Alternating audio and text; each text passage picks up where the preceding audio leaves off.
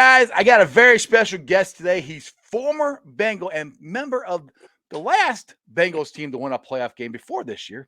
He's none other than Kevin Walker. Kevin, how you doing, man? Fantastic. Thanks.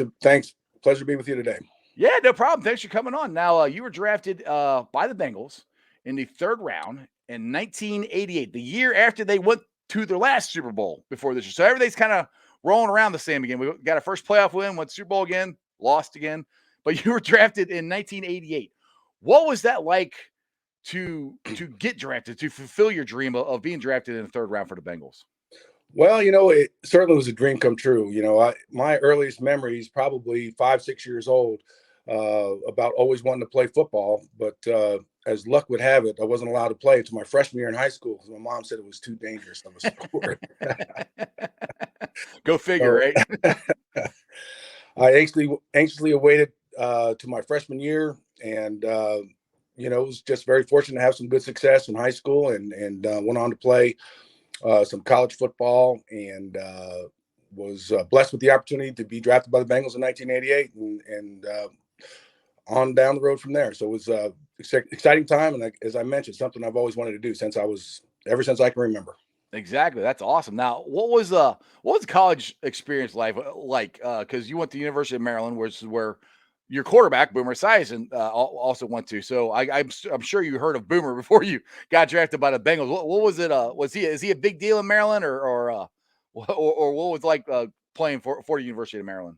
Well, Boomer was the man, and actually I had the opportunity to meet him on my recruiting visit as a senior. So Boomer's first year here in Cincinnati was my freshman year at Maryland. So our paths, did not cross, right, at that point in time. But Boomer did start the momentum of quarterbacks at Maryland. So we had Frank Reich that was right after Boomer, and then Stan Galball and Neil O'Donnell down to Scott Zolak. So we put some guys in the league. So we've had really some good talent at the quarterback position. So I was, very fortunate to play in college with some good athletes as well. That's awesome. Now, you were, like I said, you were drafted in 1988. And as I said before, the Bengals were coming off their Super Bowl run. What was it like as a rookie to come into that locker room after these guys are that close to winning the Super Bowl, and you're coming in there as a rookie, try to fit in and find your spot? What was it like to come into that locker room? Well, actually, that was my rookie year, the year we went to the Super Bowl. Oh, 88. What? Yeah. Oh, yeah, you got drafted in 88. Yeah, duh. So, all right, so your rookie year, you guys go to the Super Bowl. That's even better. That's a long time ago, man. I'll cut you some slack, man. That's 30 plus, man. I was 12, man. I was like, I remember that, but it seems like it was yesterday, but it was a long time ago. So all right, that's even better. Your rookie year, you got to go to the Super Bowl. So that's even cooler. What was that like? Well, coming off of a down season, I think in '87, I think the record was like 4-12, something like that. Yes. So it was quite a turnaround. There was a lot of excitement. Number one, I mean, just being a rookie, just having the opportunity to be in training camp, with the opportunity in front of you to be a part of an NFL team, it was a childhood dream, and it was a lot of excitement. But I do remember coming in. I think Ricky Dixon was our first round pick, then Ickey Woods and myself. So we had some good athletes, a lot of fun. There was a lot of excitement that was in the city, and we just got off to a good start. I think we were 6-0, I believe, to start the season that year, if I remember correctly. Yep, so. You lost to the Patriots. Now that I remember. And a little guy named Doug Flutie, right? Yep, exactly. That. Yep. I remember that game. I don't know. I'm like, how are we losing to the freaking Patriots? Now, this is back when before Tom Brady and the Patriots weren't nothing. I'm like, how are we going to lose to them? But yeah, I remember that. Yeah, I think maybe Tom Brady might have been in 3rd or 4th grade, maybe. Yeah, probably, exactly. No, that I just remember the '88 season was just on fire. It was a lot like the city was on fire this year for the Bengals, and you guys are still remembered, in this city now that the Bengals have gotten their first playoff win since the last one that you were on, which was the 91 season, 92 playoff run. Dave Fulcher was on here and he said, our time is done. It's time for these guys to shine at their moment. Do you kind of feel the same way? Is it time for the new Bengals to have their moment since you guys had 30 years of the playoff, the last playoff win? Absolutely. Yeah. they always say records are meant to be broken, and I think most of us are glad that record was broken finally. Yeah. Right. We Exactly. So put the curse and everything else behind us. yeah, exactly. Speaking of the curse, and I think this is interesting because the something the people started calling it the BoJackson curse, and I said this a couple years ago, and I thought it was just me. I didn't know other people called it the BoJackson curse. Now, unfortunately, you were a part of this play when BoJackson got injured. Right. Did you actually think it was because of that? Or I mean, I personally didn't. Like I said, I only heard it called that like from other people the last couple of years. But what is your thoughts for being known for that? I'll put it that way. Well, I think that given the time lapse between the actual injury and when we played that game, I don't think you guys in the sports media had anything else to write about. You know what I mean? Right. Exactly. They had to come back and leverage those stories. So it kind of came out late. It was, if I remember correctly, it's probably around 2014, 15. When the Bengals were, in the midst of a couple playoff runs, but just didn't have any success. Then the curse came to be, and hence I had to keep a low profile and a bulletproof vest around town, but I survived it, buddy. He had to put the glasses and mustache on. He did it. It's his fault. No, I don't think anybody ever did. Hopefully, nobody ever did that to you. But I just it's always fun. I thought it was just really interesting because, like I said, I kind of joked around and said that, but then I heard other people start calling it the BoJackson curse. I'm like, really? I'm like, yeah, I thought that was just me. So you played, like I said, you got to play in the last playoff game. You played to 92. So from 92 till now, you haven't been playing football. What are you doing right now? As Paul Brown would say, you have to move on with your life's work, I guess. Absolutely. Well, I've always been entrepreneurial in spirit, so I've had a couple of businesses that I've had over the years, and presently, I'm working for a company called MRA International, based out of Long Branch, New Jersey, and we're a computer reseller and partner with Hewlett Packard. So, in the computer technology industry, based out of Cincinnati. So, that's awesome. Yeah. So that's another thing that I think is really cool. Lots of former Bengals and Reds, after they're done playing, they stay in Cincinnati. There's a lot of them. Like I know Sam Wilcox is still there first. Sam Wilcox is still here. Yeah. Pac-Man's still here. Anthony Munoz is still here, and you're still here. And none of you guys grew up here. You all are from other parts of the country. What is it about Cincinnati that makes you guys want to stay here? Well, I think there's a couple different factors. I know back in the era in which we played, Solomon and myself, Joe Kelly, and guys like that. Football was part of the journey. You know what I'm saying? You're never going to make enough money to retire, that kind of thing. So we all worked in the off season. So a lot of us had built relationships, got active in the community, a lot of charity work and stuff like that to, transition our careers once we're done. So, back in those days, like I know Max Montoya, Joe Walter, Jim Breach, Robert Jackson, Lewis Breeden. I mean, there's a host of guys that are still living here in Cincinnati and made it their home. So, it was a great place to raise a family. I've raised my 3 kids here, and happy to call Cincinnati my home. That's awesome. That's awesome. And that is the thing people have to realize too, is you guys didn't make, one, you guys didn't have guaranteed money like they're starting to finally get in the NFL. You didn't come close to that, and then come close to the money that they're making now. And so, yeah, you guys had to have something beyond football, Right. So that is really interesting there. And you got to play with the mayor. And while he was a Cincinnati Bengal, that's Reggie Williams. If I'm remembering this correct, he was not the mayor. He was on city council. I'll get that right. While he was a member of the Cincinnati Bengals. Is that, am I right on that? Or am I? Yeah, you're right. I didn't call Reggie that. What'd you guys call him? I can't say that publicly, but no. I mean, being a rookie, and Reggie, I think, was probably in year 12 or year 13. Right. And, he knew how all that went. So have a lot of good memories. We laugh about that still to this day, the treatment that we got as rookies, and especially when it came to having, playing the same position as Reggie played. Yeah, right, it was right. Interesting set of circumstances for sure. Right. That would be very, very interesting. That's another thing is, do you think they still haze rookies as much as they did when you were a rookie back in the 80s, or is it a little different now? Is it more politically correct? Yeah, I would say it's probably a little more politically correct, but it was all in fun. I mean, right. because the coaches were involved. I remember, Dick Seltzer was, as being a rookie, he's like, then you have to set an example. You have to do things the right way every day. Meeting starts at 6. You need to be in the chair, front row, 5:30. So I'd be in the front row, 5:30. Reggie comes walking into 5:59. He's like, get out my seat, rookie. And standing room only in the back, and my coach would be furious at me. He's like, dude, I told you to get here early. Now look at you, all in fun. But yeah, good times. You're probably yes, sir, Mr. Williams. Yes, I will Yes, get sir. up there. Thank you. What is it from the Animal House? Thank you, sir. May I have another? That's kind of the way it is when you're a rookie.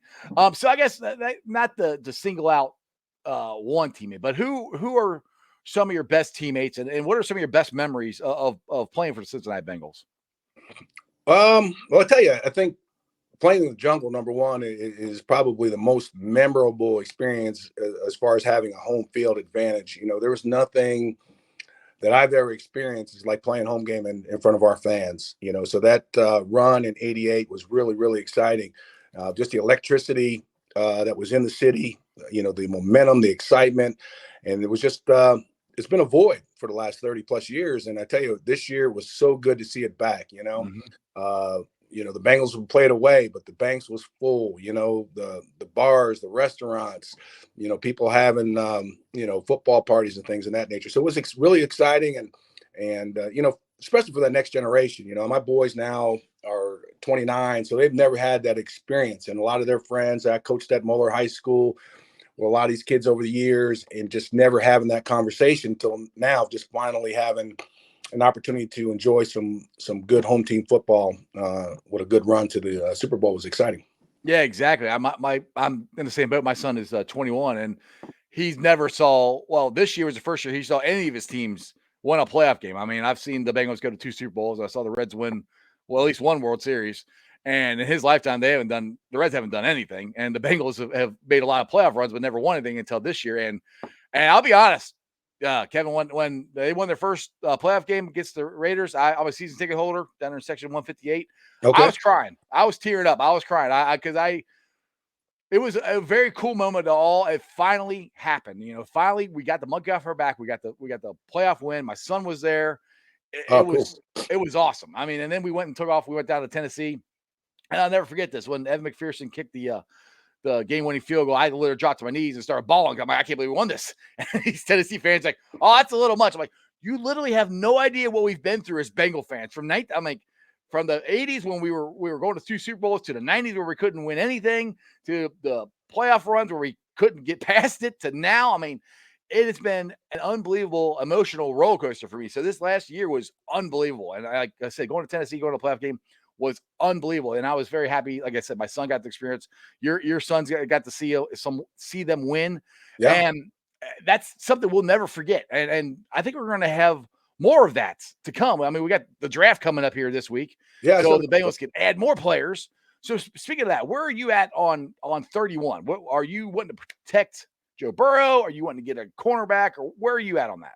Well, I think they did a pretty good job. Obviously yet to be seen, proofs in the pudding, but I think they got some key free agents in here, offensive line wise, that could certainly bring some, protection and hopefully, provide some upfront blocking for, a stronger, more stout run game. So I think they're putting all the right pieces together, but winning is an attitude, and I think that that's what Joe Burrow and these young guys have brought back to the city. It's how you get after it every day. Winning is a habit, but so is losing.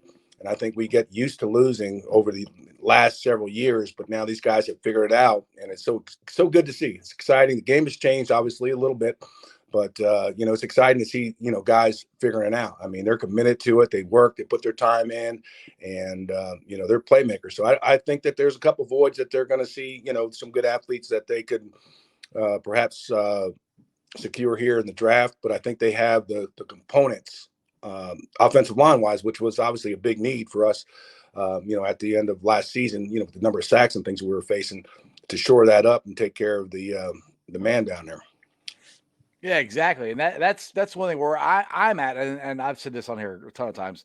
If Tyler Linderbaum is there, that's the one I want to draft. I mean, I want to get 5 studs out there. But It's Yep. nothing against Jax Carmen. If they don't, if I think Jax Carmen is going to make a big leap. I think he's going to be a good addition or a good left guard eventually. But I Right. would still like to get Linderbaum. If he's there, great. If not, I'll take Booth or whoever is there. They might get a cornerback. But that's the thing about this draft. So many things could happen because the last couple of years, like we knew they were going to draft Jackpot Joey Burrow. We knew that, 90% were sure they were going to draft Chase last year. Some people thought they might have drafted Sewell. I was always team Chase. Okay. So this year it's up in the air. That's what's so I think interesting about the draft this year. So speaking of the draft, when you, like I said, back to 88 when you got drafted and you were a third round pick. Now everybody, like, the draft is broadcast everywhere. In 88, it was broadcast, but not nowhere close to what it is now. It's a big event. Where were you at watching? How did you find out that you got drafted by the Bengals? Well, ironically, we were at a good friend of mine's house. I had I grew up in a single parent home, and had a real good family friend who was kind of like my stepdad, to be honest with you. And he took me on my recruiting visits, and he was always there. He was the father I didn't have growing up. So he hosted a little get together at his house. So I was there with some my family and some close friends, just a handful of us, and we were watching it on TV when I got a call from Sam Weiss.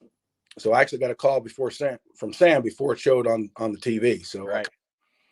I jumped the gun a little bit. So I knew that I was headed to Cincinnati right before they aired it. That's cool. Now, some people might know this, may or may not know this, but back then they did the draft all in one day. I'm correct on that, right? Yeah, they had 2 days. Oh, it's 2 days. Okay, I thought it was all in one day, but all right, 2 days. It's I'm not a big. old. I'm old, but not that old, man. Like I said, it was a long time ago. I watched the draft a lot. And I thought for sure they still did it one day. But it was on Sunday. It wasn't the Thursday night prime time thing. I know that it was. That's exactly right. Yeah, Yeah, was, I remember that part. So I said, getting old, man, you forget stuff. that's exactly right. But so that was that moment where all the hard work you put in and everything came to fruition. You got that phone call from Sam Weiss. I can't imagine anything like that. I mean, to accomplish your goal, to finally get a chance to be drafted in the NFL, that had to be. I know you said it was great, but it had to be a great moment for you and your family, because it's more than just you. It's your family helped you out with this to get you that moment. It was, I guess, Well, just there's no question about that. Supporting the dream and all the adversity that you face these days. With going to college and playing. The volatility of just the nature of sports. I mean, injury is high, but for all the things to fall into place and you just have the opportunity to realize, a dream of that magnitude in your lifetime, it was really something special to have that opportunity, especially with my mom. My mom right. raised 4 of us by herself, and it wasn't easy, and that's for sure. So that was, a day she shed some tears, and I did as well. It was a blessing, but it was something that was on the radar screen long before. But to see it Right. come to fruition was really a special opportunity. So Exactly. You got to play for the great Sam Weiss, God rest his soul. Unfortunately, he passed away from us a couple years ago. What was Sam like? You got any everybody knows you don't live in Cleveland, you live in Cincinnati, all the crazy stuff. Like, what, you got a good Sam Weiss story? well, I think that we've all heard the Sam Weiss stories. I can't think of anything off the top of my head that would shed any different light, but he was certainly a player's coach. Guys liked him, well received, and he was very entertaining. So you just never knew, what he would say or do in front of the media. But I do remember, being out in Seattle, and it was just the week after they had that issue with the women being in the locker room. Yes. And Sam, puts on his Tarzan towel or whatever with no shirt and steps out to the media. That was that, I was a forgot about funny time. that one. Sam was a character, man. He didn't, like, I just try to think of some of the stuff that Sam Weiss and Boomer and you guys did back in the 80s. You didn't even have social media now. I mean, just what I'm always glad there wasn't video cameras around when I was younger a lot of time. I mean, I can't imagine some of the stuff that could be put out now if the social media is like it is now. It was like that in '88. Oh, there's no doubt, different game. But I was we talk about it, a lot of the guys when we get together, how that would have changed our lives because, the fun we had, and honestly, it's not always, politically correct and sometimes lack of sensitivity, but it's all in fun. And Right. that's the way we grew up and that's the way we played sports, so now a lot of that is changed. And with the accessibility of media and social media, you always have to be on the lookout. But that's one of the things I miss more than anything else. And again, we talk about that quite a bit, is just the camaraderie, the Right. friendships, Right. the times in the locker room were just so much fun. And it was just good fun, a lot of trash talking and stuff like that. So it was just a good bonding period of time where, these guys, it's more business. They're not as socially uh, connected as we once were. We supported each other's foundations. We hung out at each other's houses. We barbecued and things of that nature. We played golf together and all that stuff. So we spent a lot of good time building those relationships. And I think that's what made, my experience really special too, is just the relationships that we had over all the years with guys. And in fact, we still do. I mean, we still are. The only difference is we're much better today than we were back 30 years ago. Of course you are. Of course, totally. I mean, I'm much better now than I was 30 years ago. So you just get better with age, right? And that's the way it always is. Absolutely.